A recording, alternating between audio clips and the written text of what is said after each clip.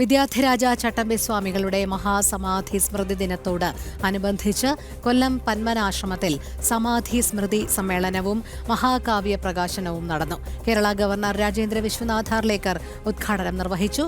വിശ്വമാനവികത എന്ന മഹത്തായ ആശയം സ്വജീവിതത്തിലൂടെ സമൂഹത്തിന് പകർന്ന മഹാത്മാവായിരുന്നു വിദ്യാധിരാജ ചട്ടമ്പി സ്വാമികളെന്ന് ഗവർണർ പറഞ്ഞു.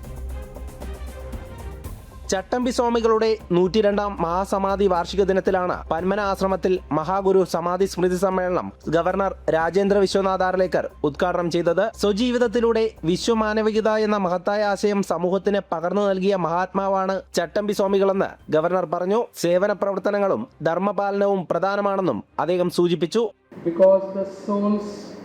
Sacred souls, they come on the earth to guide us, to tell us what we have to do. Both days are sacred for us because throughout the years in between, they have done everything that is possible for these people, for all people like us.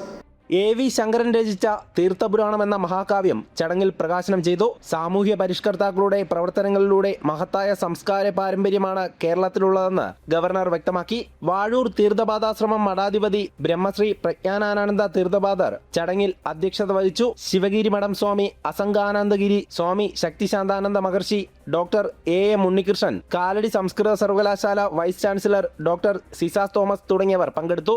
ആശ്രമത്തിലെ മഹാസമാധി ക്ഷേത്രത്തിൽ പ്രാർത്ഥിച്ച ശേഷം governor ചട്ടമ്പി സ്വാമികളുടെ പ്രതിമയിൽ പുഷ്പങ്ങൾ അർപ്പിച്ചു. പന്മന ആശ്രമ മഠാധിപതി സ്വാമി കൃഷ്ണമയാനന്ദ തീർത്ഥപാദർ, ആശ്രമം general secretary A.R. Girish Kumar തുടങ്ങിയവർ ഒപ്പമുണ്ടായിരുന്നു. ജനം, കൊല്ലം.